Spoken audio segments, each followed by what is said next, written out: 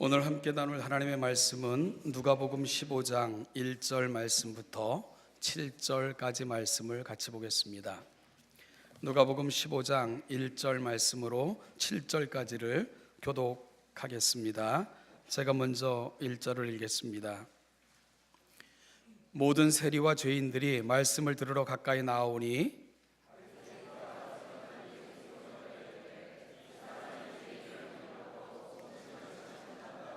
예수께서 그들에게 이 비유로 이르시되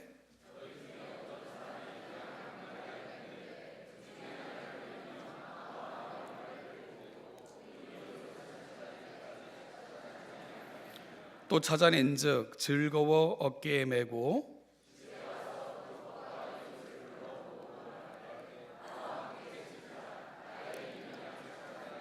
같이 읽죠. 내가 너희에게 이르노니 이와 같이 죄인 한 사람이 회개하면 하늘에서는 회개할 것 없는 의인 99으로 말미암아 기뻐하는 것보다 더하리라. 아멘.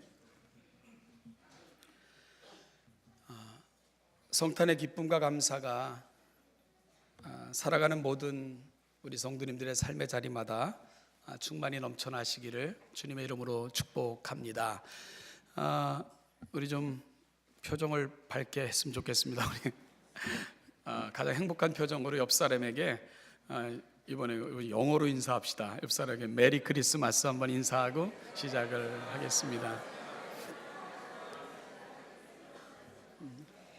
네.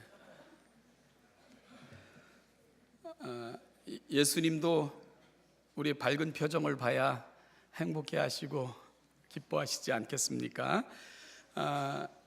2016년의 날들이 2017년의 날들이 어떠셨는지 모르겠지만 남은 날들은 여러분의 얼굴을 밝게 하고 큰 행복을 가득 여러분 속에 허락하심으로 아주 밝고 행복하게 2018년을 맞이하시는 우리 성도님들 되시기를 또 성탄의 아침을 맞이하여 여러분들을 축복합니다. 누군가 말하기를 사랑은 명사형이 아니라 동사형이라 이런 말도 했죠. 명사가 뭐냐? 그 위키백과는 사물, 사람, 장소의 이름을 나타내는 품사라고 규정하고 있습니다. 반면에 동사는 사람이나 사물의 움직임을 나타내는 품사라고 규정하죠. 이 동사에 대해서 조금 더 붙이면 사물의 존재 자체를 표현하는 말로로 사용되는 것이 또 동사이기도 합니다. 여러분, 온전한 문장은 어떻게 존재하죠? 온전한 문장은 명사가 동사를 만나 어떤 목적을 이루거나 혹은 어떤 사실을 분명히 드러낼 때 온전한 문장이 완성되게 됩니다. 사실 명사 혼자서는 사실 큰 의미는 없습니다.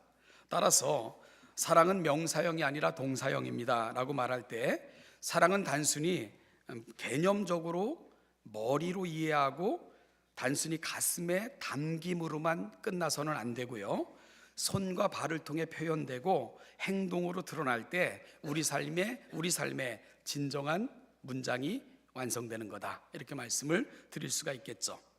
여러분, 예를 들어 볼까요?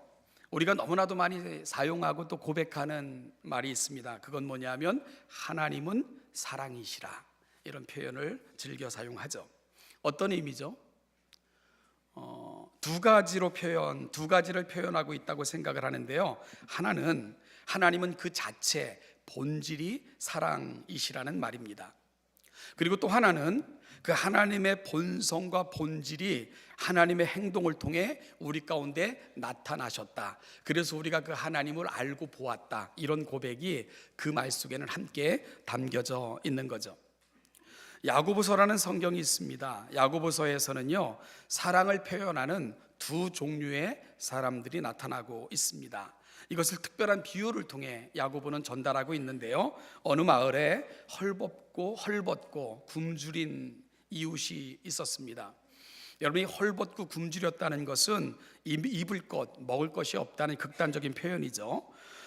그들은 더 이상 견딜 수가 없어서 이웃을 찾아가서 도움을 요청했죠. 그러자 그들의 방문을 받은 사람이 이렇게 말했습니다. 듣고 보니 참 딱하고 안 됐군요. 제 가슴도 아픕니다. 그러니 이제 평안히 가십시오. 그리고 몸을 덥게 하시고 배부르게 하십시오. 제가 기도하겠습니다.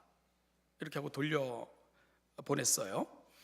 여러분, 야고보 장로는 이런 인생을 어떻게 평가하죠? 행함이 없는 믿음이다. 그래서 믿음 자체가 없는 거다, 죽은 거다, 이렇게 표현하고 있는 것을 주목할 필요가 있습니다. 물론 그 사람은요, 찾아온 헐벗고 굶주린 사람 머리는 이해가 됐어요. 그리고 가슴으로 동정까지는 했는지 모릅니다. 그런데 문장이 완성되진 않았어요. 왜죠? 동사가 없기 때문입니다. 실제로 옷 한 벌 나눠주고, 그리고 밥 한 술 나눠줘서 그의 굶주린 배를 채워주는 그 동사가 없었던 거죠. 그래서 그 문장은, 그 인생의 문장은 불완전하게 끝나 버릴 수밖에 없었던 것입니다. 야고보는 이러한 인생들을 향하여 이렇게 요청합니다. 그 몸에 쓸 것을 주어라. 이것이 야고보의 요청입니다. 즉, 사랑은 머리와 가슴이 아닌 손과 발로, 그리고 쓸 것을 공급함으로 실천해야 한다는 것을 거듭거듭 강조하고 있는 겁니다. 사랑이 단순히 개념이나 관념의 영역에 머물러 있어서는 안 되는 거죠. 삶의 내용과 본질을 드러내는 동사가 되라는 것, 그리고 그렇게 함께 이 문장을 완성해 가라는 것이 성경이 오늘날 저와 여러분들에게 요청하는 삶을 향한 정언인 것입니다. 하나님은 우리를 사랑하셨습니다. 여러분, 우리를 사랑하신다고 하신 그 하나님께서 그 사랑에 머물러 계셨습니까? 우리에게 구체적인 행동과 삶의 자리까지 찾아오셨습니다. 그 하나님께서 하신 일이 뭡니까? 먼저 그분의 머리로 우리의 모든 형편과 처지, 그리고 사정을 아셨고요, 그래서 너희들을 내 품에 끌어안았다고 말씀하셨습니다. 그리고 하나님께서는 독생자를 이 땅에 보내셔서 그 가슴에 담겨진 사랑을 구체적인 실체로 보여주셨습니다. 그렇게 해서 하나님의 사랑은 우리 가운데서 완성이 된 것입니다. 예수님께서는 이 땅에 오셔서 그 아버지를 이렇게 소개하십니다. 아버지는 당신들을 사랑하세요. 그래서 아버지는 지금도 일하십니다. 그래서 내가 이 땅에 온 이유입니다. 그리고 앞으로도 성령님은 여러분들 속에 일하시면서 이 하나님의 사랑을 완성해 가실 것입니다. 바로 이것이 이 땅에 오신 예수님, 그분이 보여주신 아버지, 그리고 함께 표현해내신 하나님인 것을 우리가 성경을 통해 볼 수 있는 겁니다. 사랑하는 여러분, 그분의 일하심, 그분의 사랑은 우리를 위한 것, 우리 속에 집중되어 우리 가운데 나타남으로 드러나고 있는 것을 보게 되는 거죠. 오늘 본문은 하나님의 사랑이 어떤 것인가에 대한 실체를 너무나도 분명하게 보여주고 있습니다. 성탄절과는 잘 어울리지 않는 본문이라는 생각을 읽으면서 하셨죠. 여러분, 그런데 저는 누가복음 15장만큼, 또 우리가 누가복음을 강의하는 중에 감사하게도 오늘 본문이 다음 우리가 묵상할 본문이기도 했고요, 저는 누가복음 15장만큼 성탄의 정신을 잘 드러내는 부분은 없다고 생각을 해서 이 부분을 함께 나누고 있습니다. 누가복음 15장에는 세 가지 유명한 비유가 등장합니다. 뭐죠? 첫 번째는 잃은 양의 비유, 두 번째는 잃은 드라크마의 비유, 세 번째는 잃은 아들의 비유입니다. 이 세 가지 비유에는 공통점이 있습니다. 첫 번째는 뭐죠? 잃어버렸다는 것입니다. 두 번째는 뭡니까? 찾았다는 것입니다. 세 번째는 뭡니까? 잔치를 벌였다는 것입니다. 자, 다시 한번 정리해 볼까요? 잃은 것이 뭐죠? 목자는 양을 잃었고요, 여인은 드라크마를 잃어버렸고요, 아버지는 아들을 잃었습니다. 여러분, 이것들의 공통점이 뭐죠? 양, 드라크마, 아들, 이 세 대상의 공통점이 뭡니까? 스스로는 결코 돌아올 확률이 없다는 것입니다. 잃어버린 양은 스스로 주인에게 돌아오지 못합니다. 잃어버린 드라크마가 주인에게 스스로 돌아올 확률, 그것은 아예 없습니다. 그 자체가 넌센스죠. 여러분, 세 번째 비유인 아들의 비유, 우리가 흔히 예전에 그 탕자의 비유 이렇게 많이 불렀던 비유이기도 한데요, 이 비유에서는 그래도 생각하시죠. 회개하고 돌아올 수 있잖아. 그런데 본문에서 말하고 있는 요지는 전혀 그런 것이 아닙니다. 이 비유에서 하고자 하는 메시지는 그런 것이 아니고요, 어찌 보면 세 번째 비유에 등장하는 아들이 최악입니다. 아들이 아버지가 살아계실 때 아버지의 재산의 분깃을 요청해서 떠난 것은 아버지를 버렸다는 것을 의미합니다. 아버지를 죽은 자처럼 여겼다는 거예요. 나와 아버지는 아무 상관이 없다는 것을 스스로 선언했다는 것입니다. 여러분, 앞에 두 비유에서 그래도 두 대상은 그렇게까지 안 했거든요. 그런데 아들은 아버지와 나는 상관이 없어요. 아버지는 더 이상 살아계신 분이 아니에요. 나와 아버지는 아무 관계가 없어요 하는 것을 스스로 선언해버리고는 아버지를 떠난 것, 그것이 세 번째 비유가 갖고 있는 아픔입니다. 여러분, 따라서 아버지를 떠난 아들은 아버지에게는 죽은 아들이나 마찬가지죠. 완전한 관계의 단절입니다. 따라서 아들에게는 이 관계를 회복시킬 능력이 있느냐? 없습니다. 가능성도 없습니다. 이것이 바로 본문에서 아들의 비유가 보여주고 있는 진실입니다. 그런데 우리가 비유를 살펴가면 세 가지 비유는 어떻게 결론 지어지고 있다고요? 어떻게요? 잔치로 끝나고 있다는 것입니다. 여러분, 잃은 양, 잃은 드라크마, 잃은 아들, 도저히 돌아올 확률이 없는 그들이 어떻게 목자의 품에서, 여인의 손에서, 그리고 아버지의 품 안에서 이 아름답고 귀한 잔치로 이 모든 이야기의 결론을 만들어갈 수 있었을까? 그 답이 있습니다. 4절입니다. 한번 읽어보실래요? 우리 15장 4절 같이 읽겠습니다. 시작. 너희 중에 어떤 사람이 양 100마리가 있는데 그 중에 하나를 잃으면 99마리를 들에 두고 그 잃은 것을 찾아내기까지 찾아다니지 아니하겠느냐? 또 다른 힌트가 있습니다. 8절입니다. 8절 읽어보죠. 같이 읽죠. 시작. 어떤 여자가 10 드라크마가 있는데 하나를 잃으면 집을 쓸며 부지런히 찾지 아니하겠느냐? 20절입니다. 20절도 읽어보죠. 시작. 이에 일어나서 아버지께로 돌아가니라. 아직도 거리가 먼데 아버지가 그를 보고 측은히 여겨 달려가 목을 안고 입을 맞추니. 자, 여러분, 제가 이 세 구절을 왜 같이 읽자고 제안했는지 이해가 되십니까? 결국요, 이 세 이야기의 키는 누가 쥐고 있는 겁니까? 양이 아니라 목자입니다. 드라크마가 아니라 여인입니다. 아들이 아니라 누굽니까? 아버지입니다. 그래서 사실 이 비유의 제목을 이렇게 바꿔야 맞습니다. 잃은 양을 찾을 때까지 찾는 목자의 비유, 잃은 드라크마를 찾을 때까지 찾는 여인의 비유, 잃은 아들을 찾을 때까지 찾는 아버지의 비유. 이 세 가지 비유는 그렇게 이름 붙여야 정확한 이해가 되는 겁니다. 결국 예수님께서 이 비유를 통해 들려주고자 하는 그 진한 메시지, 여러분 그 감격적인 메시지가 뭔지 압니까? 하나님은 여러분을 사랑하십니다. 그겁니다. 하나님은 사랑이십니다. 그거예요. 그 사랑의 실체에 대해서 예수님은 저와 여러분들에게 이 아버지를 소개하고 있는 겁니다. 여러분, 그러면 이 세 가지 비유를 통해 보여주신, 그래서 결국은 알게 된 그 아버지, 그 하나님의 사랑의 본질은 뭘까? 첫째는요, 사랑은 하나님께서 시작하신 것이라는 사실입니다. 사랑은 하나님께서 시작하신 것입니다.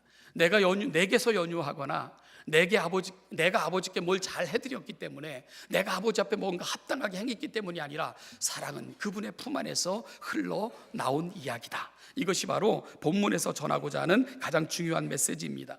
그래서 사도 요한은 요한일서 4장 10절에서 이렇게 외쳤습니다. 사랑은 여기 있으니 우리가 하나님을 사랑한 것이 아니요 하나님이 우리를 사랑하사 우리 죄를 속하기 위하여 화목제물로 그 아들을 보내셨습니다. 사랑은 하나님의 가슴에 담겨 있었고 그 하나님의 가슴에 담겨진 사랑이 흘러 오늘 우리 가운데 이르게 된 것입니다. 여러분, 그게 사랑이에요.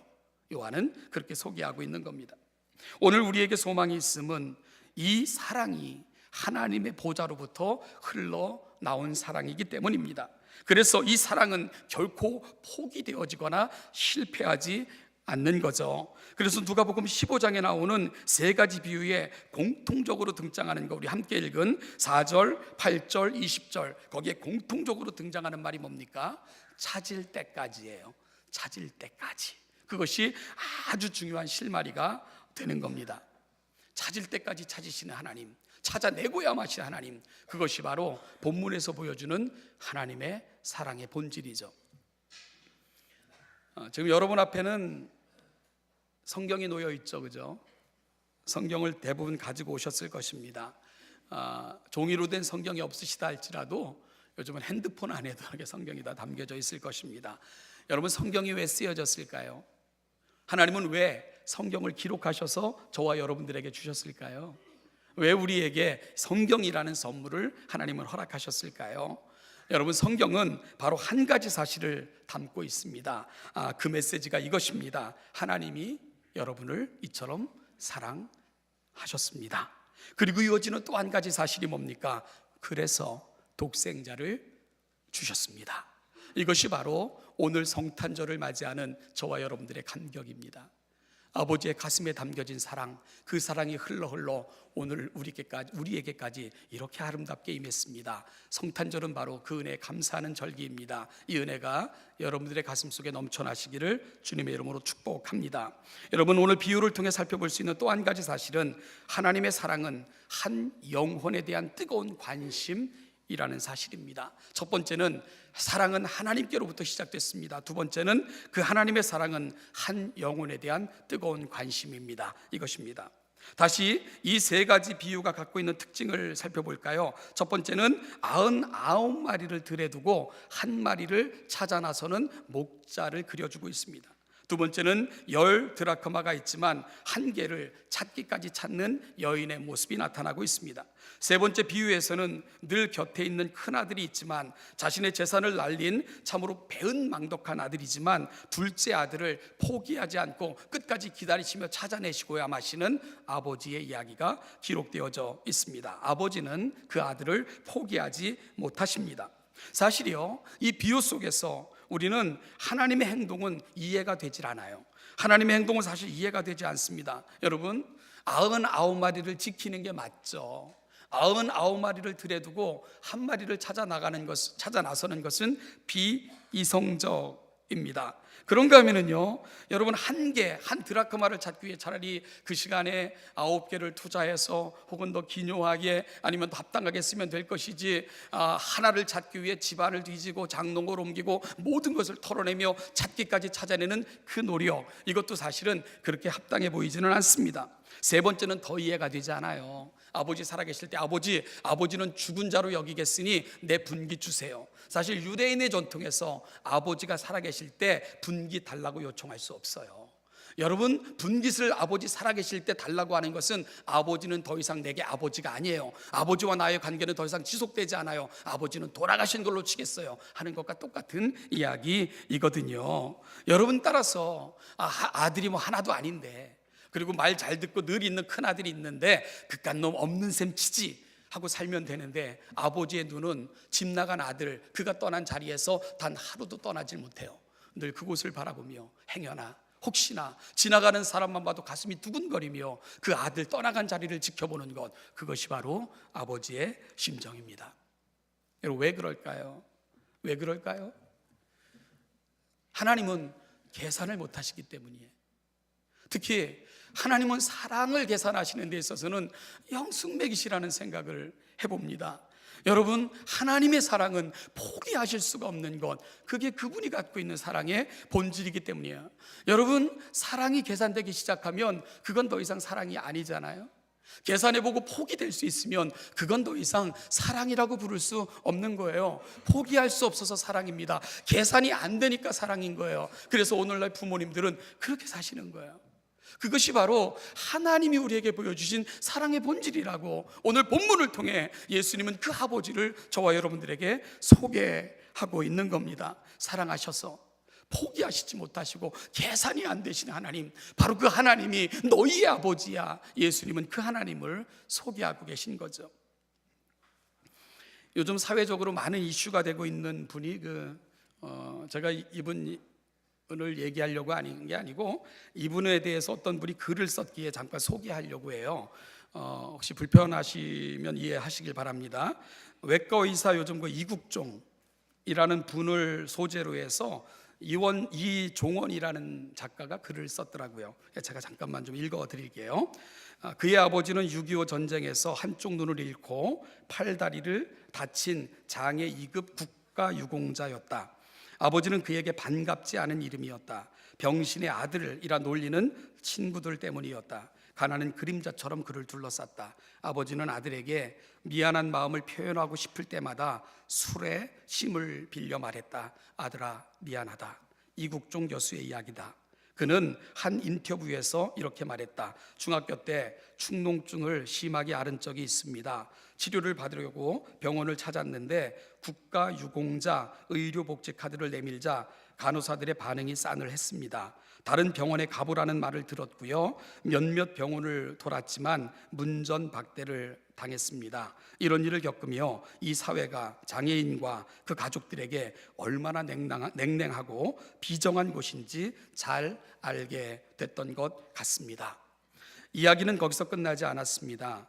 자신을 받아줄 다른 병원을 찾던 중 그는 자기 삶을 바꿀 의사를 만나게 됩니다. 이학산이라는 이름의 외과 의사였는데 그는 어린 이국종이 내민 의료복지 카드를 보고는 이렇게 말했습니다. 아버지가 자랑스럽겠구나. 그는 진료비도 받지 않고 정성껏 치료하곤 마음을 담아 이렇게 격려했습니다. 열심히 공부해서 꼭 훌륭한 사람이 되거라. 그 한마디가 어린 이국종의 삶을 결정했습니다. 의사가 되어 가난한 사람을 돕자, 아픈 사람을 위해 봉사하며 살자. 그를 대표하는 삶의 원칙도 그때 탄생했습니다. 환자는 돈 낸 만큼이 아니라 아픈 만큼 치료받아야 된다. 어린 이국종이 내민 의료복지 카드를 보며 아버지가 자랑스럽겠구나 라는 말을 한 의사가 없었다면 그는 우리가 아는 이국종이 될 수 없었을지도 모릅니다.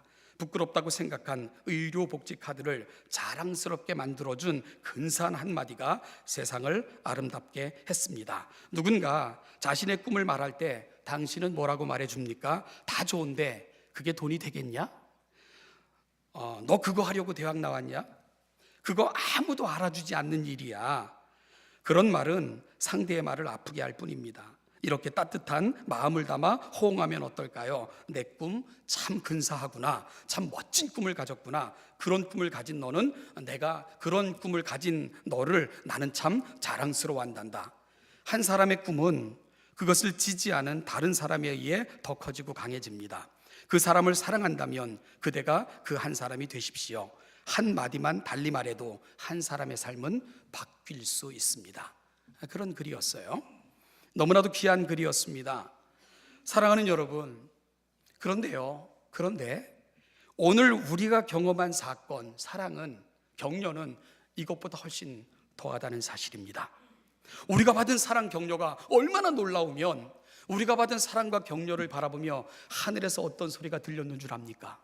지극히 높은 곳에서는 하나님께 영광이요 땅에서는 기뻐하심을 입은 너희들 중에 평화로다. 여러분, 누가 한 말입니까? 천사들이 놀래서 신비해하면서 감격해서 외친 말, 하나님이 여러분을 사랑하시는 그 사실을 바라보며 감격에 겨워 천사들이 노래하고 있는 거예요. 지극히 높은 곳에서는 하나님께 영광이요 땅에서는 기뻐하심을 입은 여러분 중에 평화입니다. 천사가 우리를 보며 했던 감격스러운 외침입니다.